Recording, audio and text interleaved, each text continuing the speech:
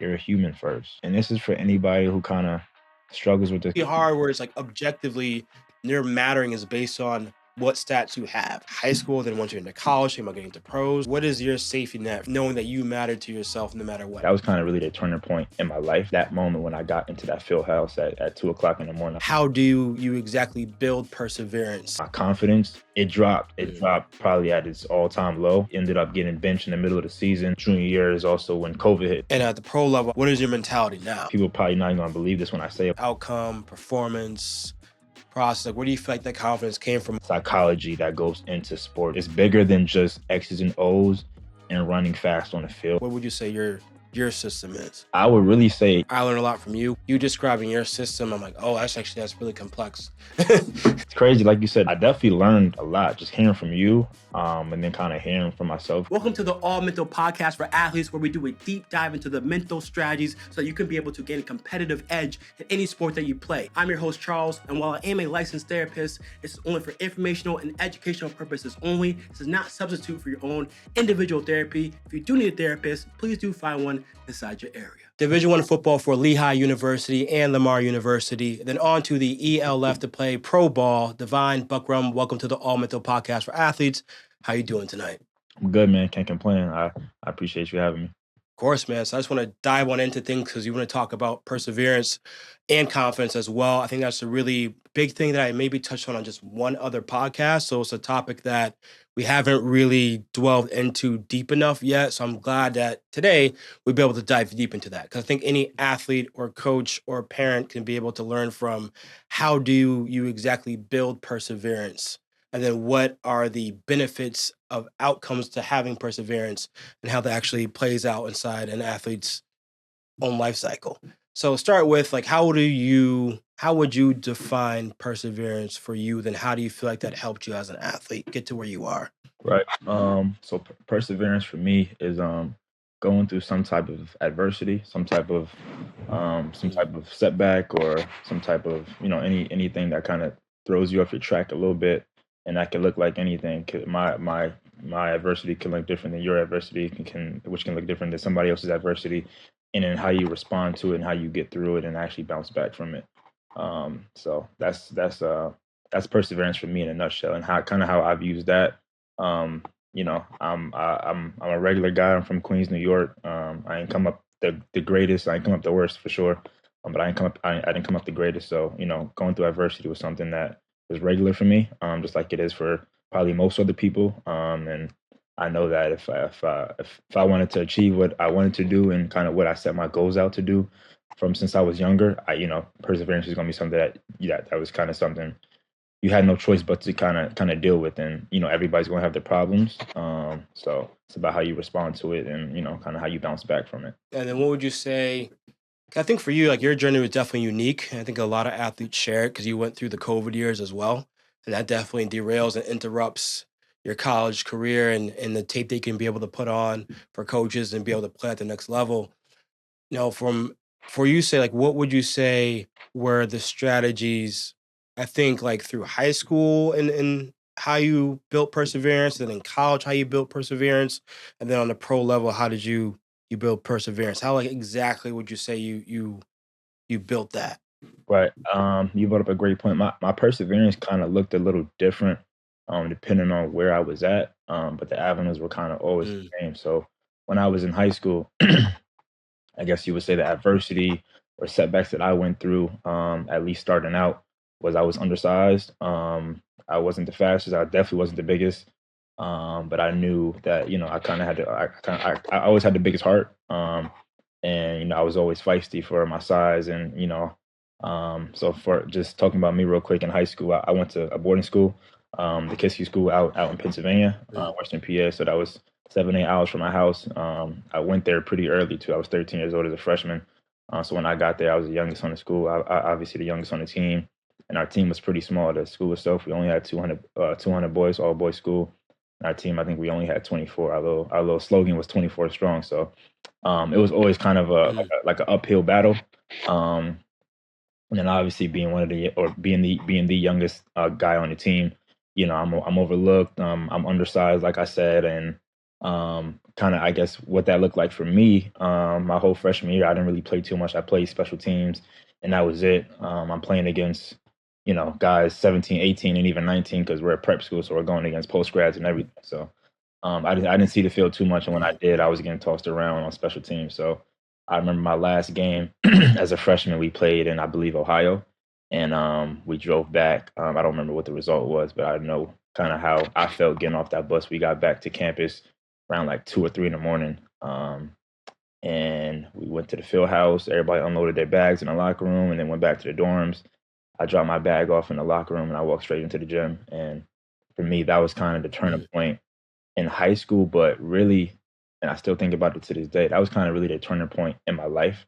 Obviously, deciding to go to that high school was a big turning point, but that moment when I got into that field house at 2 o'clock in the morning, I was like, okay, I don't want to deal with what I just went with, or I don't want to deal with what I just went through for the past 8 games. You know what I mean? I have a lot of pride in myself, and riding the bench or just not getting significant playing time is something I was never really satisfied with. So I knew that I had to make a change. I can't control what coaches think about me and how much they want to play me, but I can control how bigger I can get, how faster I can get, how smarter I can get when it comes to playing ball. So that was kind of when I first took that step, and then ever since then it's been night and day. And that was kind of the point where I said, okay, if I really want something, I got to work for it, obviously. And from there on, it wasn't straight uphill. Obviously, you go through ups and downs, but Right. I made sure that trend was always going up. Yeah, that mentality shift. How would you say your mentality was before then? I know, like you mentioned that you shifted that mentality to here's what I can control. Like I can't control the players that are on the team who comes in. I can't control the coaches if they leave. I can't control their mindset. I can't control whether they're helpful coaches or not helpful coaches, but I can control me and how I function. What would you say your mindset like was? What would you say that your mindset was before then? Yeah. Um, I wouldn't say I wouldn't say it was too different. Hmm. But that was kind of when I first realized that I needed to make some changes. I needed to get better at what I was doing, take a little more pride in what I was doing, and kind of take it more serious because I was never really looking. And this is kind of just how I operate in life. I never look at the short term. I never look at the right now. I'm always thinking 5, 10, 15, 25 years from now where I want to be. And Hmm. I know when I walked into that field house at 2 in the morning, it wasn't about where I wanted to be tomorrow. It wasn't about where I wanted to be in the spring for track season. It was about where I wanted to be as a senior in high school and in college and then potentially trying to play professional. So I guess, just growing up in New York, everybody kind of got not the same attitude, but just growing up in the city, you got, like a rough, tough attitude. And, if you're not tough, Hmm. you're gonna get you're gonna get walked all over. And like I said, even though I was always small and skinny, I kind of always had, a lot of pride in what I did. But Yeah. I also didn't take things super serious. I know I had to Mm. when I first decided I wanted to go to boarding school because, I took 2 summers off of playing with my friends and being outside. I sacrificed to do um, the entry exam prep all summer. Rode the bus all the way to Mhm. Harlem, and then spent 6 hours of my day there working on test prep, and then going back home, getting some type of working out in. But that was really my summer for at least one summer going into my 8th grade year. But as far as like a switch, I kind of always had that kind of mindset, but it obviously got a Yeah. little more serious and a little more narrow and kind of more tunnel vision at that moment because I knew I wanted to make changes for my football career. I'm trying to like quantify it or concretify it, which is not a real word. I'm trying to make it more concrete because I feel like that happens with a lot of athletes, right? Mhm.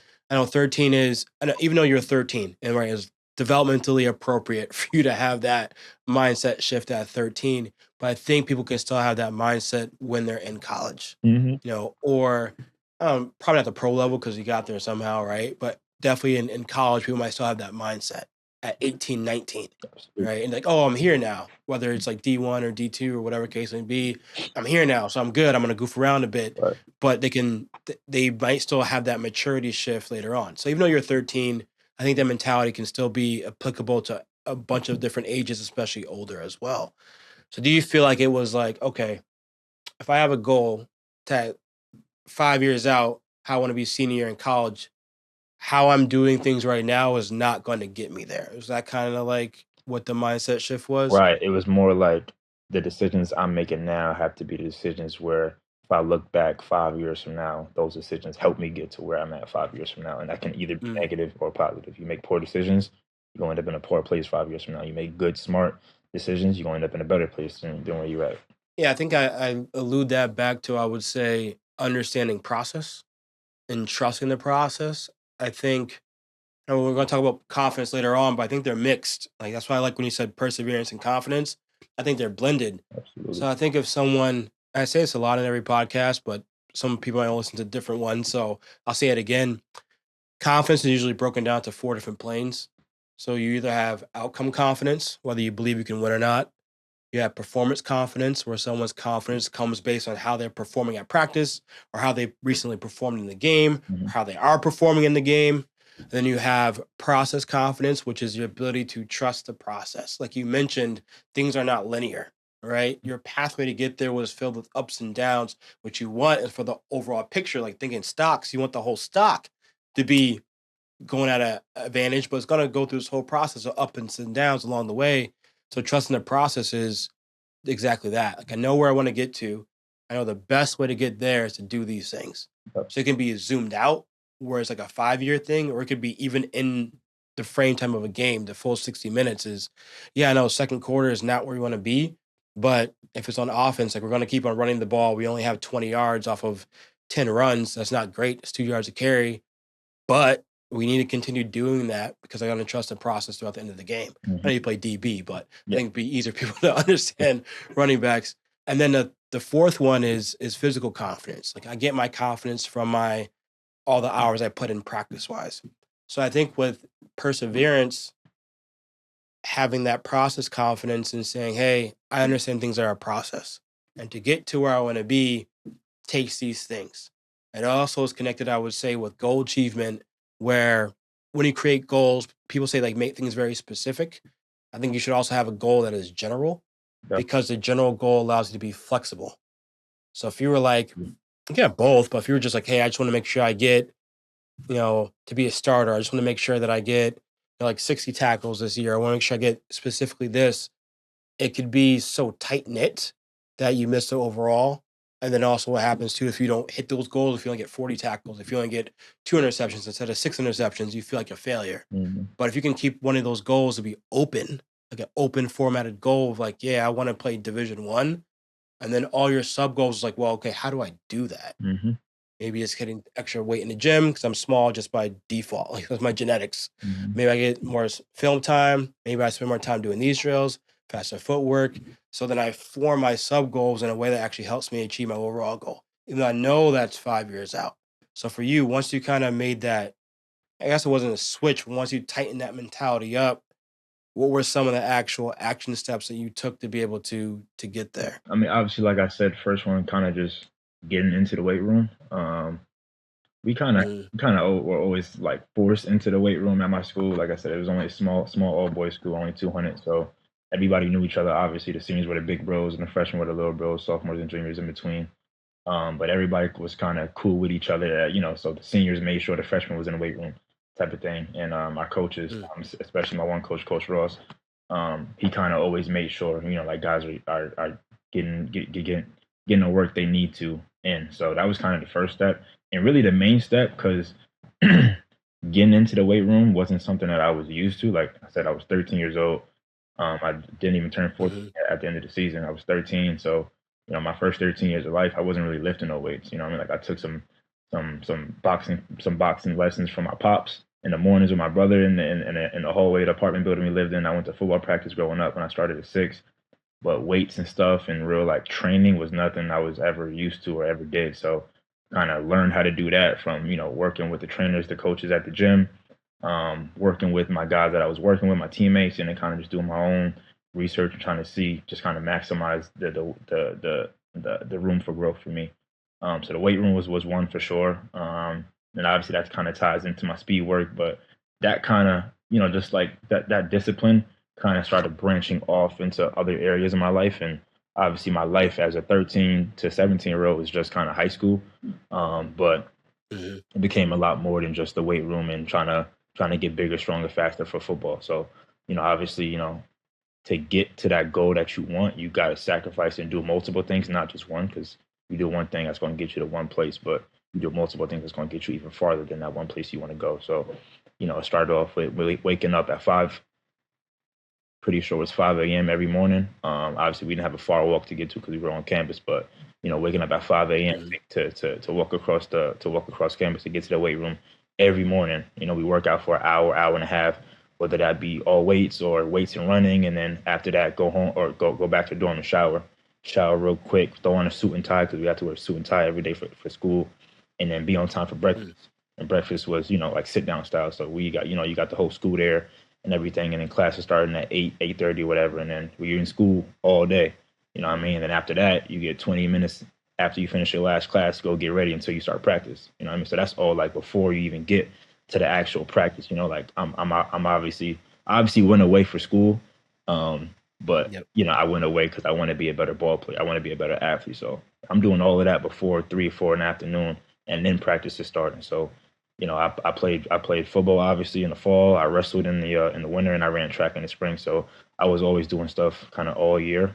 But like I said, that first desire to get into the weight room and make a change, it starts branching out to other areas of your life. So waking up at 5, that's why when I got to college and I had 5 a.m. workouts, I was cool with it. Obviously I wasn't the biggest fan of it, but I had no problem setting my Yeah, lineup, yeah, yeah. waking up on the first ring and then putting my clothes on and getting straight to business. You know what I mean? So and obviously that branched off into how Mhm. how, how successful and good I want to be in the classroom because obviously in high school, you need to get good grades to get into college to play college ball. No matter how good you are, you hear it all the time. If you ain't got the Yep. grades, you ain't going nowhere.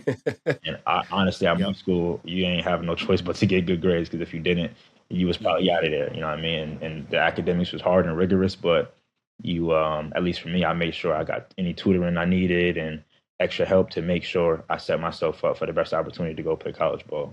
Do you feel like all those goals that you had, do you feel like you wrote those down, or was it just in your head living there? It was kind of in my head, and I made sure I surrounded myself with people that, obviously, 200 boys, you got a lot of different personalities. But I made sure I surrounded Mhm. myself the most with people who had the same goals as me, whether it's football or basketball, wrestling, whatever, or even just in life. Um, those Mhm. guys kind of helped me. So I never really had to write my goals down because the goals were kind of simple and clear in my head, and that's get to college and play college ball, and God willing, not have to pay for school because that's the main goal, or what the main goal was for me. But Mhm. as far as writing it down, I knew what I wanted. It was fairly simple. Like I said, I was 13 years old. I didn't have a whole bunch of responsibilities. I had classwork and I had ball work. Like that was like those are my two Yep. responsibilities. And my best friends, who I still call my best friends to this day, I'm the uncle to their kids, and vice versa. When I don't got no kids yet, but whenever that day Mhm. comes, they're gonna be the uncle to my kids. We kind of all had the same goal. Like my best friend Omar, he was a baseball player. He wanted to go D1. I had a couple other friends. TJ, he wanted to play Division 1 football as a receiver. My other friend Shondell, he wanted to play D1 basketball. So I kind of always surrounded myself with good people, and even guys who wasn't athletes. I was always cool with everybody on campus. I had friends that went to go study at Harvard and actually did it. You know what I mean? Like I made sure I just Mhm. surrounded myself with guys who were on the same kind of mental level as me and drive. So. Starting with high school, and I think you make a great point that I want to make sure I don't forget it. But about how you said like essentially like all your past experiences impact your future endeavors. Mhm. So all the things that you went to high school, you alluded into college a bit, but the things that you're doing in high school, you're like, oh, when I got to college, it's the same. It's the same thing. Like Mhm. waking up early to work out, it's the same thing. Absolutely. Making sure I'm up on my academics, it's the same thing because of all the things that I did and the structure that I set up for myself in the high school. When I got to college, like, yes, a shift. Like, yes, everything's a faster pace. Mhm. Football's at a faster pace. Workouts at a faster pace. Academics can be at a faster pace, depending on your major. Academics can be a faster pace, right?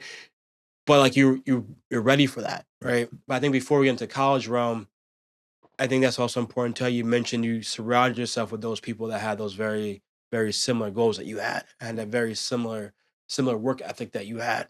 So what would you say, like, what advice would you give for high school athletes that might not, because I mentioned, like we talked about before, like you can't control everything, right? Mhm. You can't control you couldn't control what kind of people were at your school, right? Granted, you're fortunate because you had some good people at your school that were in line with achieving their goals and push themselves to that level. Mhm. But for someone that doesn't have that structure built in, of course, like as a boarding school, you're wearing suits and ties, academics are rigorous, football is rigorous, your coaches are pushing everyone to be there. You have the seniors saying, like, yo, freshman, come on, you need to be out hitting the weight room too. Like, I'm leaving next year, but I need you to hit the weight room as well. So you had those positive reinforcers. And of course, you yourself has to still get up and do those things. But for someone that doesn't have that environment around them, what advice would you give to that high school athlete? That environment definitely helped and made the stability and the focus and the routine what it was. But for somebody who doesn't go to boarding school or who's just kind of doing what they got to do at their high school, I think the concept of the work is always consistent. Whether you're at the number Mhm. one private school in the country or whether you're at a high school in the city where the graduation rate is 1%. I think if you know what you want to do, you just got to do the actions it takes to get there. And like I said, it doesn't matter what your circumstances are, what your environment is. One thing that you can control is what you can control. Like we already talked. You can't control if a college coach wants to recruit you. You can't control who else is on your team. You can't control what college accepts you. You know what I mean? But you can control how good you can be. You can control how much effort you put into your schoolwork. So for me, if like whenever I talk to somebody in high school, because I coach high school kids right now, like if I gotta give them Mhm. one piece of advice, it's simple. It's just to put your head down and work. Like I said, it don't matter what your circumstance, what your high school is, how good your high school is, academically or sports wise. Put your head down and work, because at least for me and most people, I feel like the goal is to get to college and try to get free college, as well as playing ball, obviously. So Mhm. if you, like I said, if you want to do that, you got to have good grades. So you got to make sure you putting work in, you taking school serious, getting extra help if you need it. But then on the field or court side or on the wrestling match or on the track side, whatever it is, you just got to put your head down and work, because, like I said, you're working for something that's going to set you up for the rest of your life. So high school is just a preliminary part, which is going to set you up to get into college, which is going to be your real 4 years. That's going to dictate the rest of your life. But before you get to the rest of your life, you got to get into college. Before you get into college, you got to set yourself up to get into college. You know what I mean? If college was easy and it was for everybody, Mhm. college probably wouldn't be a thing, because any and everybody would have a college degree. You know what I mean? College is not for everybody, and I'm not saying Mhm. college is the one and only way to succeed in life. But as far as playing ball, that's probably the most common way. Like you kind of got to go to college. So whether you like school or not, I know I was never Right. a huge It's fan of not school. it's not basketball. I can't do one and done. Exactly. You know what I mean? Yeah. So either way, you got to do college, and to get to you just got to put your head down and work. You got to hit the weight room. You got to listen to your coaches. You got to do extra work, extra film. You can't just do the baseline minimum, because guess what? That's what everybody else is doing. You know what I mean? I think that's important too. I think, my advice would be like how you structured it and how you work, right? And how you worked was for the weight room, you listened to your coaches. You said, hey, coaches, what specific exercises should I do? So, any athlete really, and this is for all levels, but if we're just talking high school for right now, I'll say it's for college too. It's talking to your coaches for one. If Mhm. you have a good coach, you know you have a good coach. It's like, hey, coach, what exercises should I do? What drills should I do? What film should I watch? Which players should I study to Mhm. be able to get better for my specific self? And here's some of my own film too. Like, you should be filming yourself in practices or games as much as you can and say, hey, coaches, what things are you seeing that I need to get better at? Right. So, yes, doing what everyone else is doing as far as the weight room lifts, the practice, but on your own time, it's thinking about, and like you mentioned, it's multifaceted. It's not just lifting more. On the lifting side, it's yes, doing that. But then on the academic side for sports wise, it's watching film, take, like you mentioned yourself, like YouTube is such a big resource. How can I study? Whom could I study? Who has excellent technique? Like, who's not just the best, but who has excellent route running? Who defends best? Who has the X amount of footwork, the best positioning? Mhm. Okay, those are people I should be studying on my own. And then for academics, like you mentioned, it's getting tutoring. Even if you feel like you have like a C plus, a B minus, like I'm decent, but let me seek out some tutoring as well so I can make sure I get those grades that I need. So I have as many options as I can Right. when it comes to colleges. Right. I'm not limited because instead of having a 3.5 GPA, I have a 3.2 GPA. So I think it's really that of looking at, if this is my goal, writing down what are all the things I need to do to be able to get there. How should my academics be? How should my sports be? How should my friend group look? If I'm not like heavily surrounded by a lot of people, who can I make sure I put in my circle that I need, that I can't control? Like, this player is really cool. He's a nerd, but he works really hard. I'm gonna put him in my circle. I'm gonna put her in my circle. I'll put him in my circle. And then social wise, who should I surround myself with just in general? Who is doing things that I want to be associated with? Whether it's like girlfriends, boyfriends. Who do I want a girlfriend, boyfriend right now? Do I not want a girlfriend, boyfriend right now? How is that going to impact me and what I need? All right, so you need to really just write everything out and think about how are all these things going to impact me to get to where I want to go. If they're going to be positive, great. I'm going to continue doing that and then reevaluate every few months. If something is not positive, it's like, I need to cut that out. You know, if we're hanging out at the corner store after every practice and you add that up, like, dang, that's like 3 hours a week I'm doing that. Like, that's not actually helpful. Maybe let me do that one time a week. I certainly have good connection with my friends, but maybe do that one time a week instead of 3 times a week. I think that's how someone can concretely structure and think about, are the things that I'm doing going to help me get to where I want to be just on a high school level, right? And then talking about college and perseverance, how do you feel like perseverance really came through when it came to, I'll say college and pros. College and pros, how do you feel like that came? Because I didn't mention in the intro, but you went no, Division One, then he had COVID, then he transferred, and then Pittsburgh Steelers camp, and then I think you said XFL, and then in the ELF, you were on 3 different teams. So that's like a lot of perseverance to get to. Then finally got to the Vikings, went to the playoffs. You had 2 interceptions in the playoffs. Yep. Last year. Yes, sir. Yeah, see, I do my research. Try to do my research. Aside from my daughter breaking my dishwasher door in half, I try to do some research. So like all that's a lot of perseverance. So from like college and into pros, how do you feel like you had to persevere? And then do you feel like the same strategies that you use in high school and boarding school, you implemented in college and at the pro level? Yeah, for sure. Because kind of like how I started off with those habits and that change in mindset, when I first got back from my last home game my freshman year, those are what kind of the ideas and grit and stuff like that I kept with to this day, and God willing are gonna keep going forward with for the rest of my life. Like, those became kind of like who Divine is. So as far as like the habits and the drive, that hasn't changed, and I don't plan on it changing. It just kind of looked a little different because, obviously once you get to college, it's a lot more business involved, and obviously in the pros, it's nothing but business. And the kind of things you can't control become even more uncontrollable, if that even makes sense. You kind of deal with stuff that's completely out of your hands and stuff like that. When you're younger in high school, you're kind of a little more protected. It's a little more people to people type of thing. And then, like I said, once you get to college and the pros, it's a lot more business. So, I mean, it's kind of a broad question because it's so, like you said, it's so much that's been into it from my freshman year in 2017 at Lehigh up until this past season in the championship game in 2025 in September. I mean, that's almost 10 years, but I guess if you can kind of generalize those eight years, I think my math is right. Yeah, 8 years. College, it was kind of uphill as well, like high school was, because like I said, I was always the youngest. I graduated high school at 17, so now I'm getting to campus. I'm 17 and a half. I got to campus in June. I made sure I wanted to be there early. It was me, and my 2 roommates, George and Trey, who were my 2 roommates as a freshman. We made sure we wanted to be there early. So we graduated high school and then went straight to campus type of thing. I think I took a couple of days off before I actually moved in with the seniors I was living with, Troy and Q.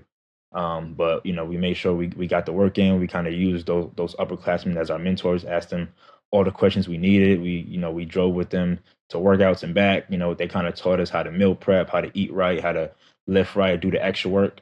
Because everybody's gonna be doing summer workouts on your team, and every team you playing against, they're all doing some summer workouts. But the small extra stuff that kind of makes you separate yourself. Um, but I was thankful to be a 4-year starter. But I still went through a whole lot of ups and downs when it came to injuries and performance and stuff like that. My biggest, I guess, moment or year or season of perseverance was actually my sophomore year, and that's when I kind of found out about the term sophomore slump. So I started as a freshman. Thankfully, I played in the big rivalry game against Lafayette, which is one of I think it was only 3 freshmen that started that game, which is a kind of always a big deal. They interviewed me during the week and stuff like that, which is pretty cool. We actually won that game, Mm. which that made us clinch our championship for the conference, which actually helped us get into the first round of playoffs. So I started as a freshman for a national playoff game and stuff like that. So that was all cool. But when I got to my sophomore year, I was obviously went in as a starter. I was playing nickel to start off, but I kind of had a lot of rough moments that year, both on and off the field. Mm. Both on and off the field. But I feel like what kind of led to the off the field stuff was the on the field stuff. So my sophomore year, I'm thinking I just came off a great freshman season. I played good, but I definitely got a lot more to show and prove, and improve obviously. So I kind of set a lot of high expectations and a lot of pressure on myself. It may be too much. Right.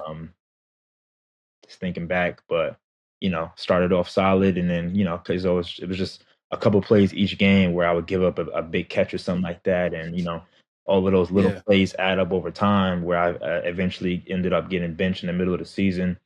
I got benched for a game or two, and then I made a transition to a whole new position. I started playing more corner to finish off the rest of the season, and that kind of not me switching positions, but just knowing that I'm letting my teammates down. First off, obviously I'm letting myself down, Mm. but what kind of hurt me the most was I'm letting my teammates down because they're trusting me as one of the 11 guys on the defense to do their job and make sure the opponent's offense scores as few points as possible. So if I'm not doing my job as good as I Right. know I can and as my teammates know I should, then I'm hurt because I know I'm hurting my teammates right now. So that was first and foremost, and then kind of just how it kind of affected me and my confidence. Um, it dropped. It Mm. dropped probably at its all time low. I kind of honestly speaking, people probably not gonna believe this when I say it, but I kind of still struggle with my confidence to this day. But that Mm. year was kind of the first time where I started struggling because like I said, I came off a great freshman year. Then sophomore, I kind of had that sophomore slump season. It started affecting me off the field, mentally and stuff like that. I started speaking to a sports psychologist. Um, a lot of stuff went on that I don't even want to get too deep into, but it just got real mental Mm. for me. And that was kind of when the change started. I changed positions. I started playing safety more that offseason going into my junior year, which I'm obviously playing now. I play, I kind of play all across the defensive backfield, but safety kind of my home now. And started that year, but Mm. from there on, it still wasn't all cookies and rainbows or whatever you want to call it. I started dealing with some injuries my sophomore year. I had a big hit in the game we played against UC Davis. In the first drive, like third play of the game, I had a huge hit in open field and my arm went numb. And I'm thinking, oh, it's just a Mm. stinger. My arm gonna start feeling good, Gotcha. and it actually went numb for a full 2 weeks, which is real scary for me Mm. because that was kind of like my first Yeah. injury, I guess. So I obviously didn't play the next game. I got tossed back into the field a little bit the following game, but my arm and shoulder still wasn't completely good. So I tried to rotate just for my health, and then we had a lot of good players on the team who were able to kind of help supplement that role. And then junior year is also when COVID hit. So COVID hit. Right. Me and my roommates, we went on a trip for spring break to the DR. We keep hearing about, yo, school's getting shut down everywhere. It's a thing called COVID. We flew into the airport, and my girlfriend at the time, she made sure she had gloves on, and I'm like, yo, we tripping, like it's not that Mhm. deep, relax. And then the moment Yeah. we actually landed back in the States from the DR, we got the email saying that Lehigh was shut down. We like, oh, like it's getting serious type of thing. So that, obviously we had to deal with COVID, and COVID, and I'm sure everybody's COVID story is different and deep. But I can only speak on mine. You know, that was like your junior year is kind of like your junior year in high school, where if you want to start getting looked at for the next level, so for me, it was obviously professional. Right. I had to start getting some good film and start talking to scouts and stuff like that. So I was able to play my junior season, but my whole senior season, leading up to that, was kind of screwed. You know, and I was thankful to be voted captain that year as a senior, but that was Mhm. probably the hardest. I feel like that was probably one of the hardest times to be a captain of a football team, going through COVID. Mhm. So me and my boy Pete Hapner, we were the two captains of the team.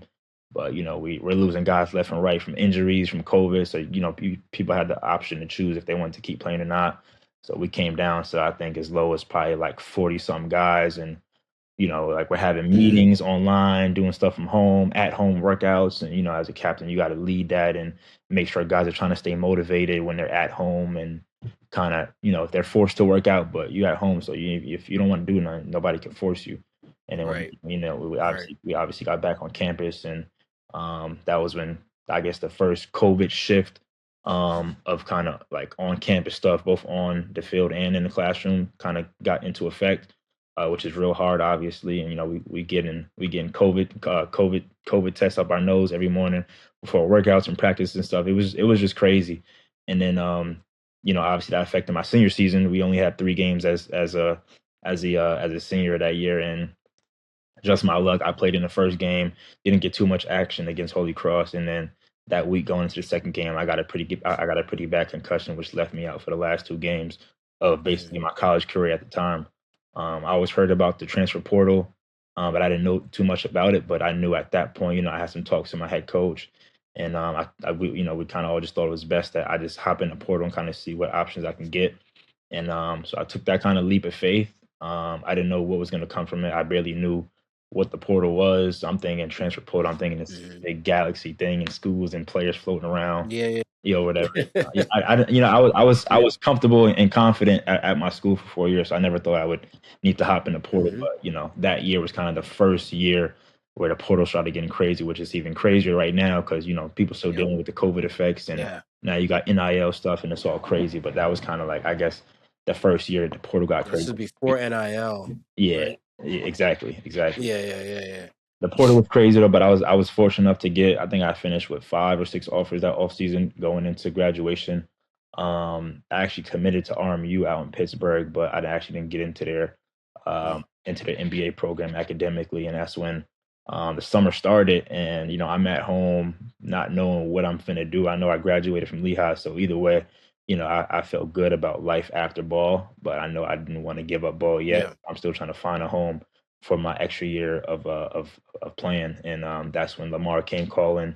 I remember Coach called me, Coach Cordova. He called me as I was pushing a shopping cart back to the car with my mom in the parking lot Mm. of a grocery store. You know, I get a number from a 409 in Texas. I'm like, I don't know nobody in Texas besides my aunt and my Yeah. cousin. Type of thing. I don't know who's calling from Texas.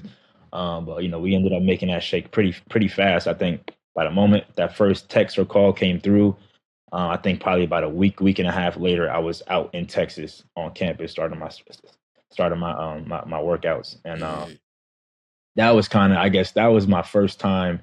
Um, I wouldn't say my first time, but that was when everything kind of changed for me because I knew at that point now it was straight business. You know, like I graduated from a top 50 university in the country. You know, I Mhm. did what I had to do. I made it out at Lehigh, which is, you know, not many people do, both football but especially academically. And I was never a great student. I got by, but it was definitely a Yeah. challenge for everybody. But I was thankful to get by. But now I got the opportunity to play an extra year.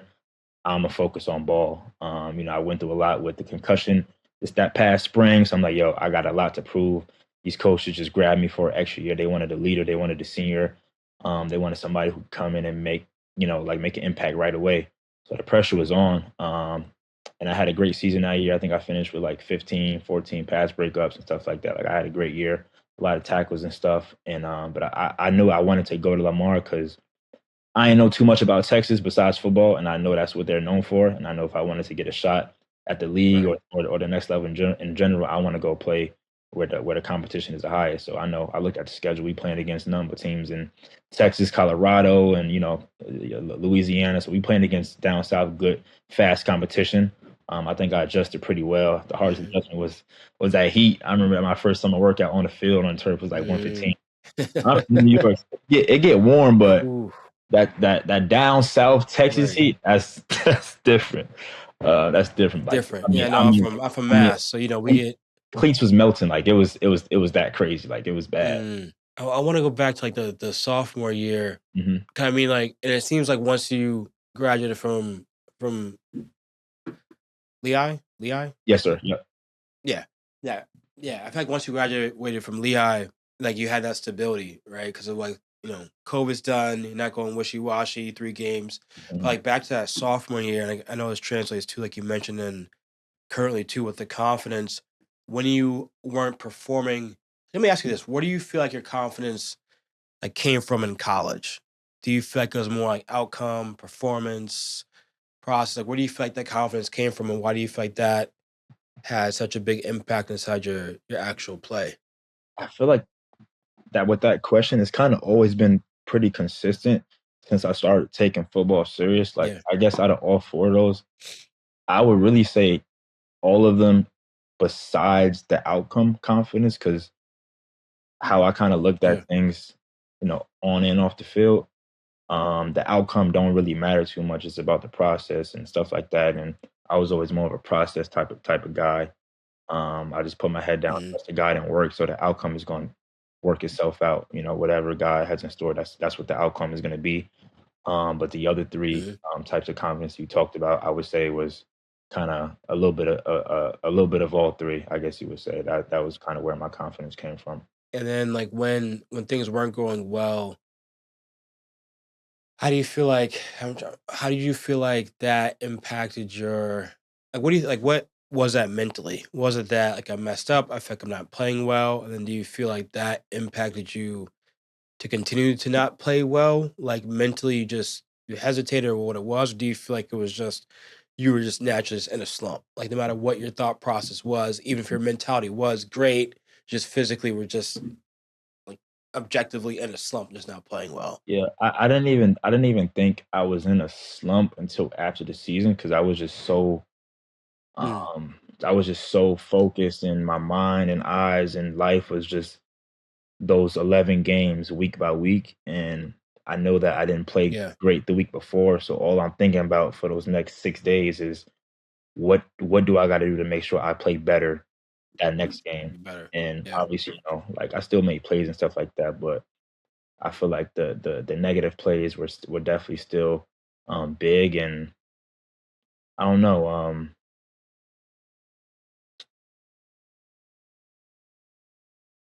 those negative plays kinda just weighed a lot more down on me than the positive plays that I was making and all of the good stuff that I couldn't even really think or appreciate in the moment. Like all I was thinking about, like I wasn't even thinking about school that semester. I was thinking about straight like, yo, how can I just play better? Like I'm trying my best and I'm doing everything I got to do. I'm in the weight room Yeah. 3 times a week. I'm listening to my coaches. I'm studying the plays and the installs and the coverages. And it's like, what else do I got to do? Like just why is it not? I'm doing everything I got to do, but it's just not clicking on Saturdays. So that was kind of what kind of confused me for sure. Mhm, But that's when I kind of realized, like, I mhm. realized a lot that year. Like I said, I'm doing everything I got to do. I'm just not getting it. I don't know why. That's when I kind of realized, like, it's bigger than just X's and O's and running fast on the field. Like, it's a whole lot of psychology that goes into sports, especially once you start maturing and getting to higher levels. The game becomes so much Yeah. more mental, and that's not even just talking X's and O's and plays and stuff like that. Like your mindset going into games, your mindset in games, your mindset after games, and how you're gonna Mhm, review tape and how you're gonna focus on what you're gonna do better and not focus on it too much because then you just start micromanaging stuff mhm. and stuff like that. But like I said, that's when I started speaking to a sports psychologist and my main degree, my main major. I had 2 majors. My main major though was psychology. So my coach, my position Mhm. coach recommended because he saw kind of the slump I was getting into and how I was just getting down mentally. He the one who recommended I Yeah. start speaking to the school sports psychologist and my man Dr. Berkey. That was He's probably one of the most important people in my life to this day. I speak to him every now and then, but like I can just straight up say like that man saved my life. And speaking to him and just learning from him, just made me appreciate the game and sports in general on a whole nother level, just off the field. Like it's, you know what I mean? Like I learned a lot from him. I learned a lot about myself, obviously. And I kind of learned a passion I had for actually doing what he did, which was psychology and sports psychology in specific. So, Yeah, no, I appreciate you sharing that. I don't want to get too deep into it, right? Like you mentioned, what do you feel like you could put like a theme on it? I'm sure that happens for a lot of athletes too, right? Where it's, objectively like I'm doing everything I can. Like watching film, I'm working out more, I'm doing drills more, trying to get faster. mhm, Whatever play I mess up on, I'm making sure I practice that again and again and again and again. But you mentioned like mentally when you got on that field, that really affected the play. Do you feel like it was were you able to like put a theme on it? Do you feel like it was like, okay, mentally on the field, I just wasn't confident because I wasn't confident and I actually was end up even though I knew what I was supposed to do, I hesitated. Or do you mhm. feel like, mentally on the field, I lacked focus? Like I was focused, but my focus might have been like, oh, what if I mess up this play or I mess up this play? And therefore I'm not focused on the present moment. Like, were you able to pinpoint kind of how mentally that made you play more negatively or Yeah. Yeah, for sure. I yeah. think I think that whole year, especially after the first game I played a really good game, but it was just one big play that I gave up, which was a big impact. It was I think I was playing in the slot. I think I was covering an All American receiver. Coverage was great, but the ball just floated on the shores of the deck, so it kind of just dropped. But it still resulted in like a 50-yard gain, 40-yard gain. I made the tackle on the catch or whatever, but Yeah. ever since then, that game, that first game, that play, I'm thinking about that play all week up until the next game against Villanova. And then it just kept on stacking where I was kind of more focused on not messing up and not giving up that big play. Mhm.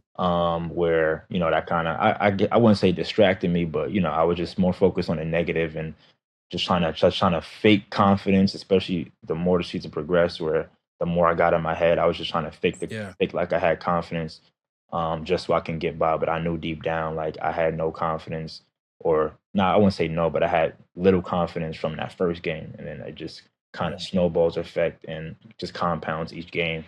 Where like I'm going out there, I'm dressed up, I'm ready, my body's feeling good, I'm ready, like I think I'm feeling confident, but I know deep down, like I'm looking around, like I got to show that I'm confident because I'm on the field, and you out there, it's war, so Right. you gotta at least look like you got confidence. But I knew like deep down when I'm getting in my stance, like I'm like, yo, like I hope I don't mess up this play. Like I hope this play doesn't go Mm. wrong, and I hope how I feel after the game isn't how I felt after the game last week and the week before that and the week before that. Yeah, okay, yeah. I think that happens for a lot of athletes too. I Mm, mean, especially like DB is a hard position, whether you're nickel, whether you're corner, whether you're safety, like it's hard. Like one mistake, you step right and they're going left. right. Like that's a 20, 30 yard completion. That's Mm, all it takes. mhm. Right. Like, and it's hard. You got to be on point every single play, every single step. And then again, you could be in the best position possible. They just happen to be 6'5". And it's like, ah, I tried. Right. Like I high pointed the ball, I Mhm. attacked their hands, and they still came down with it. Like I was in a great position, and so I think that's tough. How do you feel like now that you're older and at the pro level? How do you feel like you? What is your mentality now that you go up? When you step up on the well, no, your safety's a bit back, but Mm. what is your mentality now in game? How do you feel like it has improved mentally in a way that helps you be able to play better? Like, what is like specifically going on through your mind? Well, now, obviously, that sophomore year and just in college in general, Mm-hmm. I was thinking a whole lot more than I was Mm-hmm. playing. Um, and I feel like a part of what kind of led to that is kind of my focus and want and drive to be the best I can be. So I was just so focused on everything. I'm focused on my body, my speed, Mm-hmm. the plays, and analyzing where I got to a point like I didn't even realize, but I was over analyzing too much. And then kind of when I got to the pro level, and to this day, I still feel like I'm a better player now than I was in college than when I was in high school. Like I feel like I still my best years are still ahead of me. Like I'm still getting better, which is, God willing, and thanks to God, part of the reason why I'm still playing. I'm still getting better each year. Mm-hmm. I'm 26 now, which is kind of crazy to say. But now for me, it's a lot more simple. Like I take a lot of pressure off myself by kind of just doing my job. Like this is literally my job at this point, so the pressure is there for sure. Like this is how I make my money. You know what I mean? Like this is my actual job. But end of the day, Mm-hmm. ball and it's ball that I've been doing for now 20 years. Like it ain't nothing like a new team. No matter what team I go to, it ain't a scheme I haven't run yet. The verbiage gonna be different, but I've run every coverage in the book. I've seen every route concept. I've seen every run scheme against. You know what I mean? As special teams, I've seen every concept. You know what I mean? Like the ball is just ball. End of the day, like I've been playing for 20 years. I know what I'm doing, and I can kind of use that kind of relaxing fact that I know what I got to do. It's just doing it now. You know what I mean? And at the pro level, which is the great thing, the great and bad thing about playing pro, like everybody's good. So like you good, obviously, I'm good, but that guy lined across from you, he's getting paid to do the same job you're doing. Like he's getting paid to beat you. So obviously, like you gonna lose reps, you gonna lose some reps. So you lose a rep, at least for me now, like when I lose a rep, or if I do lose a rep, I'm not tripping at all. Like I'm obviously be upset after the game, and I still kind of got this habit where like all week leading up to I get a chance to put my helmet back on again that next Saturday or Sunday, I'm thinking about it, but I'm not gonna think about it as much and as heavy as I did my sophomore year in college, which made me get down to a big slump mentally on and off the field. Like now it's like you catch a slant on me, cool. I'm making tackle and it's gonna be next play. You catch a dig on me, all right, like you're gonna have to work for that catch. The coverage gonna be there, but you're gonna have to work for it. And I mean, as prideful as it kind of sounds to say, like as long as my opponent respect me after the game, whether I won that battle or he won that battle, or I won the game, he won the game, that's kind of big for me. Like if like you're going against Devon, it's going to be a long game. It's not going to be an easy game. It's going to be physical. I'm going to be in your face. I'm not going to talk too much because I'm not a big talker. I just play ball, but it's not going to be an easy game. And that's part of the reason why I kind of have the confidence I do now, because I hear it from quarterbacks I play against. I hear it from OC coaches, and I hear it from receivers and running backs that I play against. Like, yo, like when we play against you, like we got a scheme against you, like like you're a good player type of thing. And so whenever I kind of get down on myself, or I start second guessing how I'm playing, kind of hearing that validation from other teams, kind of gives me all the validation I need. Like, all right, Divine, like relax, get out your head. You're not tripping. Like if other players and coaches coming up to you, like saying these things, like you good, like you're doing what you got to do. Yeah. It sounds like for you now, when you do make a mistake, it's like, hey, it's next play. Like that's like the self-talk. Like it's next play up. When you do line up, like what is running through your head now? Is it like the specific play that you have to be, or the specific spot that you have to be, or is it, if you're lined up against, I know depending on what position they're in and what coverage you're in, depends on where you are at. But is it that your focal point is specifically like what you have to do, like your technique, or what is your mentality like right before the play goes off and when the snap is happening? Right. It's kind of hard to kind of think about what you did wrong and then try to apply it the very next play, because ball, like you only get 40 seconds in between. But if an offense is going to hurry up, you're only going to have about 15, 20. And in today's game, everybody likes to move the ball fast and throw the ball and stuff like that. So the game is moving a lot faster. So kind of how I kind of think about like a reset in between plays, it's like you can't even really reset and like try to adjust. You know what you did wrong 9 times. Or at least for me, I know what I did wrong 9 times out of 10. And if I don't, I would like get to the sideline, ask my coach, pull up the iPad, look at the play, and kind of do from there. Because those sideline breaks in between drives is when you can actually reset, catch your breath, talk to your corner, talk to your nickel, talk to your linebackers or your ends or whoever else, and kind of see what I got to do or what went wrong or what y'all could do better communication-wise or execution-wise.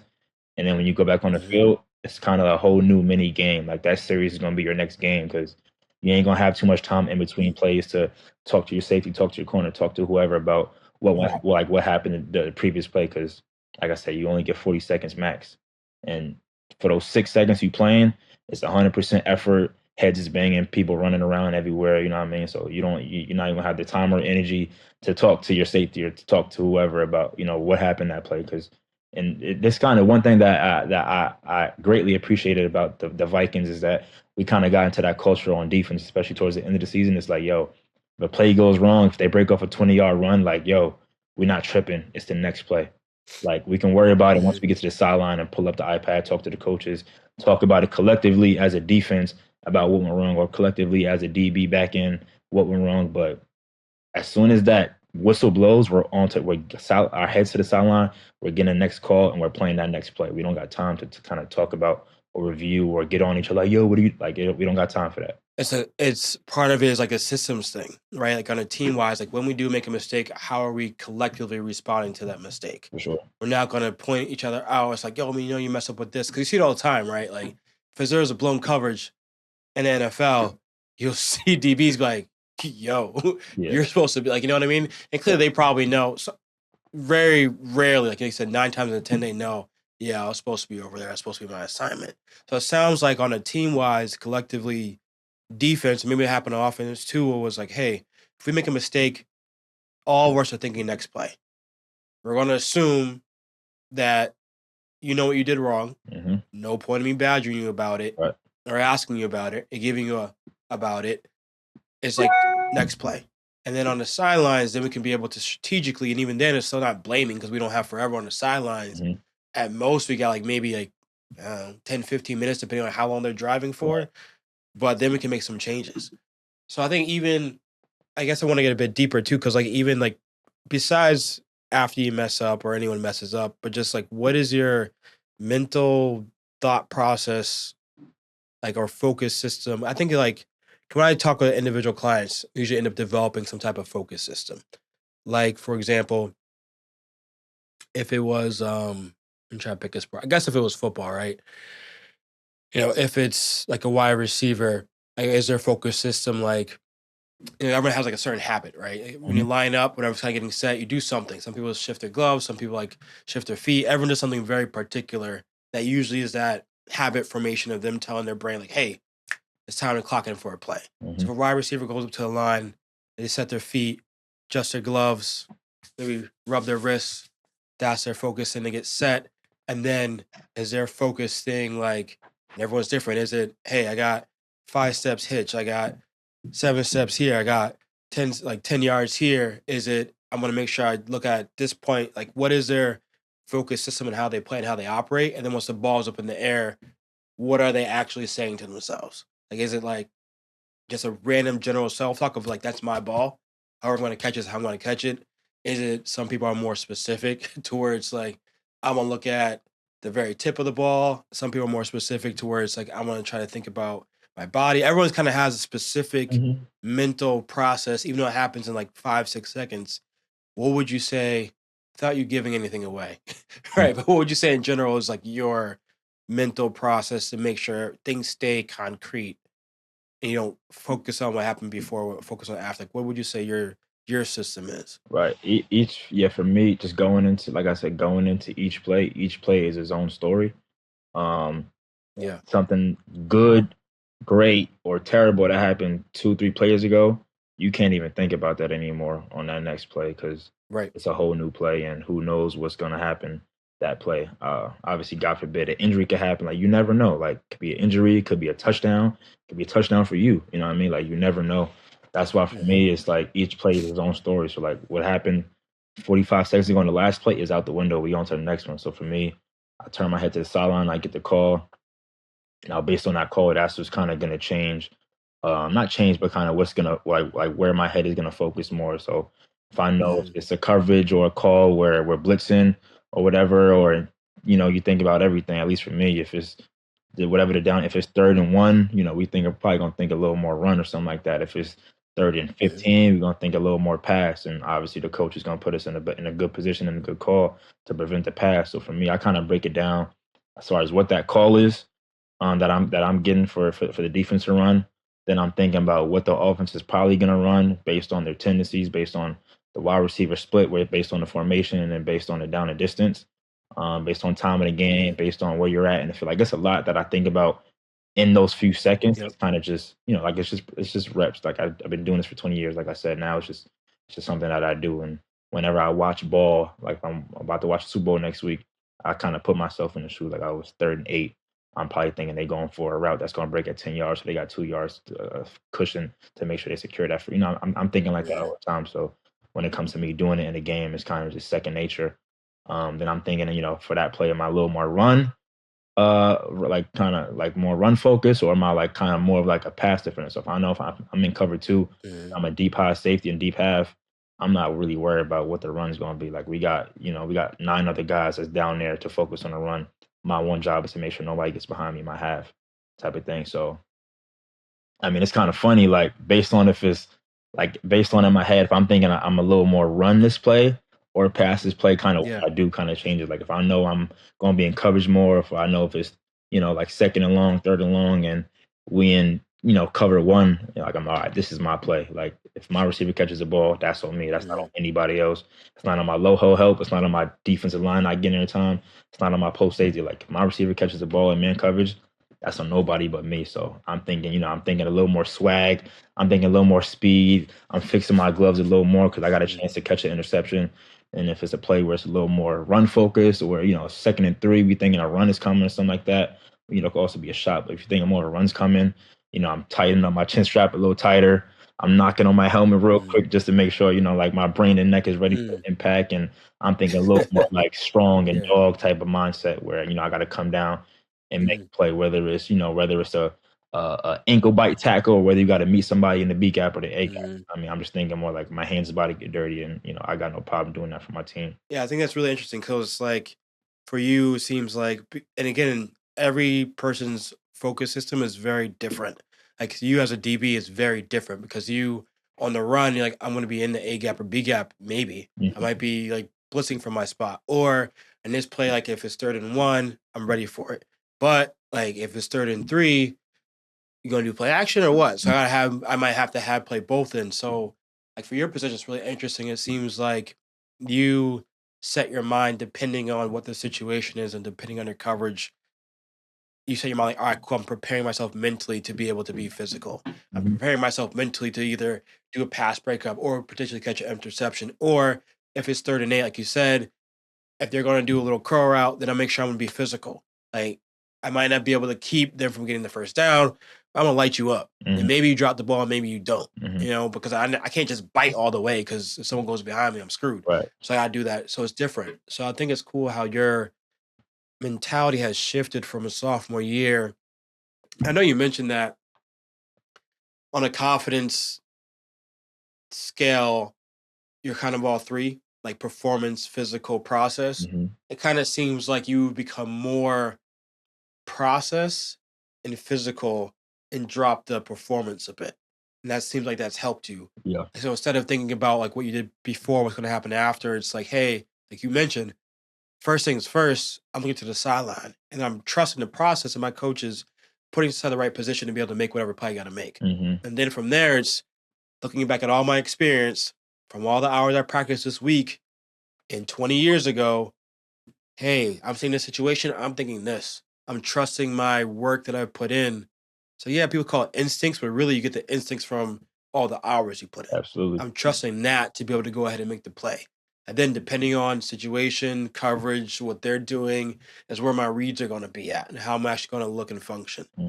And then the performance is less than, which I think is great because performance gets very, as you know, it gets wonky. Like they catch a 20-yard play on you or a 30-yard play, or it's worst case scenario is 3rd and 20 and you give up 22 yards, right? It's like that gets so, it happens up and down. So if someone's confidence is predicated on how they're performing the week before, 2 weeks before, how they're performing in game, is going to be really difficult and it's not very stable. So I think I always try to encourage athletes that I'm talking to, like in a one-on-one setting, like clinically one-on-one setting, not a podcast setting, but like individual therapy setting, is trying to get their confidence to be process and physical. Because when it's performance, it gets wonky. And it seems like for you notice that. I got to get away from that. So first thing is it could be self-talk as far as next play. It could be having conversation with your team about like how do we reinforce that mentality. Because if I'm thinking next play, but if I make a mistake and all 10 guys are looking at me, one, that's not great culture. That's more like a coaching thing and a player thing to fix. But two, that doesn't actually help. Right. How does that help? For 5 seconds, y'all looking at me. That helps no one. Right. We should be, for those 5 seconds, thinking about next play, where we should be at, getting the call. If they're doing hurry up, but you waste 5 seconds looking at me, we're not Let's paying do attention it. to what formation they're in. So it's like it doesn't actually help people to do those things in games. So I think it's great that you had that thought process. One thing I have for you, and a question I have is I should probably explain it first, but self-mattering, because it seems like, I think before I say that, I guess I'll loop in perseverance too, because I think when it comes to perseverance, if someone's confidence is performance based or outcome based, like do we think we can win the game? Which that is also flimsy, right? It's like, hey, you're down by 10. So if you don't think you can win the game, do you stop trying hard, or do you? And that's when you like start jumping every single route, Mhm. right? And it's like, I'm gonna jump this, I'm gonna jump that. But you jump every route. Now you're giving up 15, 13, 10, Mhm. 15, 13, touchdown. Right. And it's like, yeah, because you're jumping everything. Right. Like, because you're down 10, what's going to help you win is not jumping everything. It's just continuing to play solid defense. Mhm. So if someone has performance or outcome, I think that can impact their perseverance in a negative way, Yeah. right? Where someone has a more stable confidence, they're like, hey, I know it's tough. We face some adversity. I got 30-yard catch on me, or whatever the case may be, or I dropped that very clean interception, or I missed that blitz. I had a clean shot to the quarterback. They sidestepped me. How did that happen? If your confidence is more stable, the perseverance is like, that was a tough play. That's fine. Right. Next play. The only way for me to be able to win this game is continue playing like this. Mhm. So only way. The same thing when you're 13 years old. The only way for me to be able to get to Division 1 is putting in these specific steps to do so across the board. Right. In game and in pro, the only way for me to be able to win after this bad play just happened is I think next play, focus on the call coming in, and depending on what situation is happening, this is how I know I have to play it. I think that is one, mental self-discipline. So regardless of my emotions, what is it going to take for me to be able to get this goal that I set? And then for two, I think, is to having that stuff, that stable, concrete confidence. So I think that's a really good tie-in. And my last thing I want to touch on is, I think this messes with a lot of athletes too, is that self-mattering. What I mean by that, keep it simple, is like, how do I matter to myself? I think whether someone's playing an individual sport or a team sport, because you mentioned is like some of your confidence comes from the validation from your opponents. Of like, hey, I think, you're a tough player to be a play against. Like you mentioned, I get my respect when other people give me respect. That gives me confidence. Mhm. I think that's important and that's great. But where do you get your self mattering from? Mhm. Like, if someone didn't do that, if someone didn't say, "Hey, Divine, I really respect your game," if someone was like, "Divine, man, we knew you're playing. You soon it's gonna be easy." If you didn't get that respect, right, and you didn't get that validation, the safety net. Like, what is your safety net for knowing that you matter to yourself no matter what happens? Right. Where is that for you mentally? Um, it's a hard question, but same time, it's not. Hmm. Like, for me, as far as self matter, ball or not, um, I know I matter because of my faith. Um, Hmm. and I know it's real cliche to say, but like whenever I'm having not the best day, I know like no matter what's going on, it's not bigger than God. Like nothing is that deep as big as we may make it seem, or as big as it seems in the moment, or when you put your head at night and you think about all the crazy things that happened that day, and you're mad, you're down, you're sad, you're feeling a whole bunch of emotions. I'm still happy I woke up this morning. You know what I mean? Like at the end of the day, like it's all Hmm. worldly stuff, and I'm not gonna try to get too gospely on here, but like I just and this just happens naturally the more you mature and the older you get. Like you start to not care too much about things that aren't too important to you. Obviously, you got your job, you got Hmm. your family, you got the things that are important to you, you got your desires that you want in life. Like those things are going to be important. But at the end of the day, like for me personally, like if I'm not growing closer to God, like nothing matters about what I'm doing, because I know that if nobody got my back, which I know people gonna have my back, like my family, my mom, Hmm. my friend, you know what I mean? Like my brothers, my sisters. Like if nobody got my back, I know God got my back. So end of the day, like if it's just me in the room, I know I look up, I know I got him. So I'm never too down on myself or too, like too worried in a way. But I mean, aside from that, kind of like how I always been going back to when I was 13 in high school, I just think about the process. Like that's why out of all of those, out of all four of those different type of confidence, I feel like the most I would kind of, I guess, resonate with is that confidence that comes from my process. I'm a Mm, real, like I said before, I'm a real process focused type of guy. I obviously care about the end result, but I know I can't control the end result. Unless you in a wrestling match where it's 1-on-1 and you control mhm, that game. I play football. I'm one of 11 people on defense, and then we got offense and special teams. So like you can do but so much. You can have the greatest day by yourself. You can have the worst day by yourself. Your teammates gonna have your back or they not. You know what I mean? The offense plays good when the defense isn't. Like the offense is gonna keep you in that game and help you win that game. So like the outcome never really is. I'm never really too focused on it. Whether we up by 30 or whether we mhm, down by 30 in the fourth, like I'm not tripping too much. Like I know, like for me personally, I can control what I can control. I do my 1/11th, and I get that confidence and that self matter from the process, like from all of the work I put in, all of the mhm, preparation I put in from my body and as a football player in general, in my career, but just making it a little more simple. All the work I put in that week, like we playing on Sunday, from Monday up until Saturday night, I'm doing any and everything I can to get my body right, to get my head right, to make sure I know every play, every play to install. I'm thinking about what the tendencies are for the team we're played against, whether that's the first time we played against them or the second time, what happened in the first game. I'm thinking about so much, and I'm just not over preparing myself, but I'm just thinking about everything I can, mhm. crossing off all my T's and dotting all my I's. Where when it comes to kickoff and we in our first play, 1st and 10, when the defense first steps on the field, like I'm not tripping or worried because I've seen everything that I need to. I mean, like I'm not. Yeah, I did everything I had to do, but before that, where now it's just executing. Yeah, I think that's a really important part, like that self mattering. And I think faith is a really big thing for athletes, right? I'll say can be because everyone's faith based. Everyone's not faith based. Some people Right. are, some people aren't. I think if you are faith based, the benefit that really has, I'm talking about both. I think the benefit that really has is the God piece and having faith in God helps, like you mentioned, with the outcome. It's like, hey, God's got it. Like Mhm. whatever happens. Like God's got it. I know I have to still have to put the work in, Mhm. but God's got it.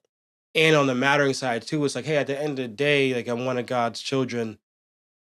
That's the most important thing at the end of Right. the day. So no Right. matter what happens, that foundation, I wouldn't call it a safety net. I wouldn't call self-mattering a safety net. I take that back. I'll call it a foundation. Yeah. Like I mentioned, like having great families, great. Having great teammates, having great coaches, but none of that you can control, Mm. right? Like you get very fortunate with certain things. Like, oh, I'm like really happy. I'm fortunate having a really great, loving family. Like you can't control what your teachers are, your classmates, all of that. So on the foundational level, everyone should have some type of foundation of like why they matter to them as an individual. If all that stuff is happening that's positive, like great, that is a cherry on top. Mhm. But if it's not happening, then what is your foundation at? And I think when athletes don't have that, that's when stuff can really crumble, Absolutely. right? You have a bad game and you don't know what that is. That's when things crumble. That's when you're sitting in the dirt instead of at least sitting on some type of concrete foundational slab. Mhm. You know what I mean? You can rebuild from there, but you can't. You have a tough time rebuilding from the dirt. Mhm. That's a really good analogy. So Absolutely. Absolutely. I feel like on people that have that faith is like that is your foundation. At the very least, that's a foundation. If someone's not super faith based, I think having that value system is going to be your foundation. Absolutely. That's going to be what allows you to be able to stand on. So for you, it sounds like one of your values is putting in hard work, determination, perseverance, but then also trusting the process. So what any athlete can do at the end of the day is one, figure out what your values are, which is just what kind of athlete, what kind of person do you want to be? What kind of attributes do you want to have? And if it's like, I want to be someone who works hard, I want to be someone that has great self discipline, I want to be someone that has great perseverance. You can pick two or three. I want to be someone that really trusts the process. And every night, it's how did I do those things? How Mhm. did I control those things? Did I get up and try again when I struggled, when I failed? Did I get up and like watch film more? Did I get up and was I having great self discipline? I want to do this thing, but I instead of doing hang out with my friends, I instead put the work in here. Instead of like what are your values and how did you live towards your values? And then if you can just track those, if you can write them out, that's great. If you at least think about them every single day, when stuff doesn't happen well in that day, you can at least fall back on like, hey, you know what? I know I matter to me because I'm working to be the person I want to become Hmm. every single day.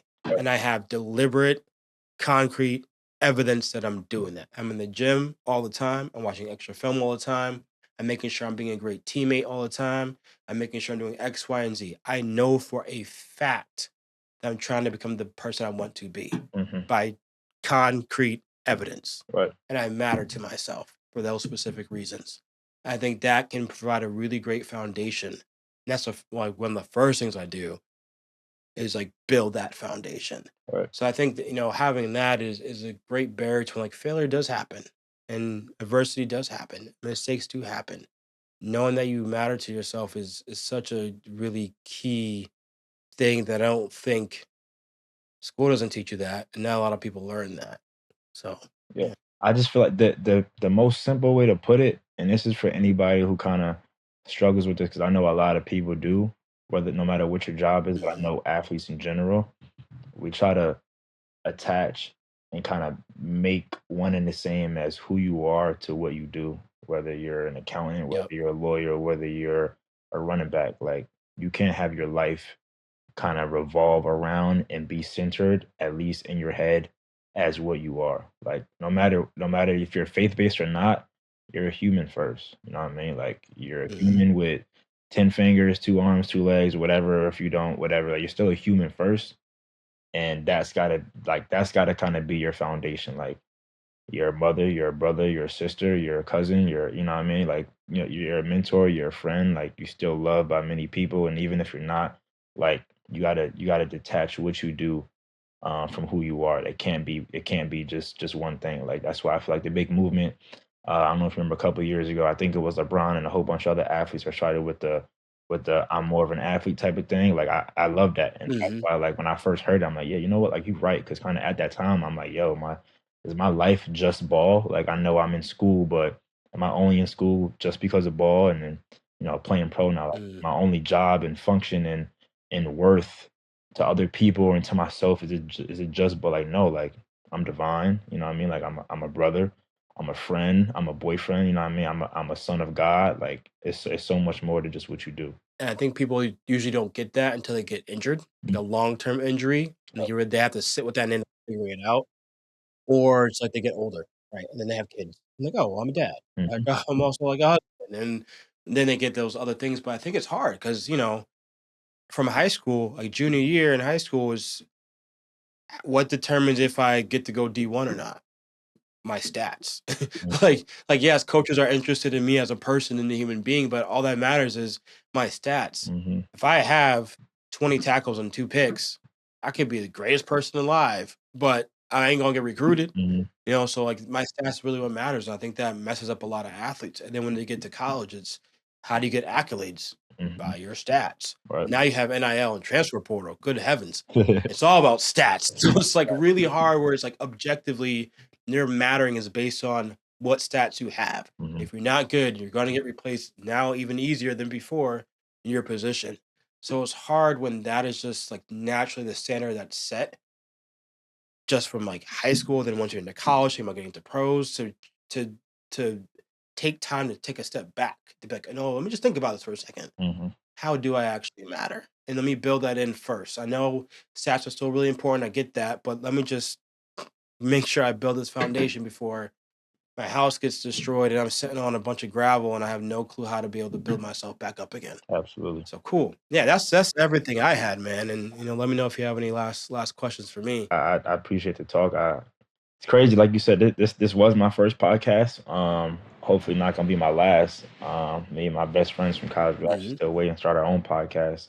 I got to get on and make sure we Mm, get started. But I definitely learned a lot just hearing from you. And then kind of hearing from myself because I'm a more I'm more of a thinker than anything. So like I think Yeah. 1,000 things a minute, like literally like what I gotta do tomorrow, what I did today, how I did yesterday Mhm. in life, how did I perform in the championship game 4 or 5 months ago? What did I eat? I think about so much, I don't ever get to really like verbalize it. And if you know me, Mm. if you know Divine, you know I'm a relaxed, cool, chill, funny, joking guy. But same time, I'm also like a quiet guy, especially if I'm not around my closest friends and family. So it's kind of cool to actually hear myself talk, and it's kind of weird to say, but I'm Mm. actually learning more about myself the more I hear myself talk. So I definitely appreciate this opportunity to get on here and talk a little bit. I mean, I appreciate you as well. I think that's what I mean. It's like, I learned a lot from you because I wasn't thinking about like hearing your spot as a DB, right? It's like different. I'm like, okay, how does your focus go? When you describing your system, I'm like, oh, that's really complex. Like I know football's complex, right? But it's like, oh yeah, that's really complex because your vantage point is different. You know Right. what I mean? Like you as a safety, and then like, if you're a safety, if you're a green dot linebacker, compared to if you're like a nose tackle Hmm. or you're a DN. You know what I mean? If you're a corner, like what is your like how's your mind of frame going? So I think it's really I learned a lot from you on that aspect, and then diving deeper into perseverance. I'm glad we did that because I could really make more connections between that and confidence, and depending on how someone's confidence goes, depends on how the perseverance goes. You know what I mean? Absolutely. And I also got that really great analogy about the foundation in the house thing. So Mhm. yeah, I think I like that we start with high school too. Usually I don't, but I think it naturally I'm glad that we did that because, you know, a lot of the kids I see for individual therapy is like at the high school level. Mm. That's like really when it starts. Like you said, you teach high school as well, and it's like how can we implement some of these things as a coaches and for parents that listen, like how can we implement some of these things for our players and model them Mhm. and demonstrate and help them practice those things so that they become a stronger mental they have a stronger mental mindset as a player and as a person, Mhm. which is only going to help them perform on the field. So even if you're a coach, like all you care about is statistics, fine. But the best way to get those statistics is doing it from this angle and making sure your players are mentally stable and have a really healthy relationship with their mentalities to be able to go out there and perform the best on the field. Mhm. If a player that breaks down every time they make a mistake, they're going to perform worse. Like they're not going to perform better. You have a Absolutely. player that understands, like, yeah, bad plays happen. That's okay. We'll fix it on the sideline. But right now, I know I need to be able to do this. This is the best opportunity I have, the chance I got to be able to make the best play possible for this next 40 seconds. Mhm. That's it. Straight up. So, yeah, man, I appreciate the time, man.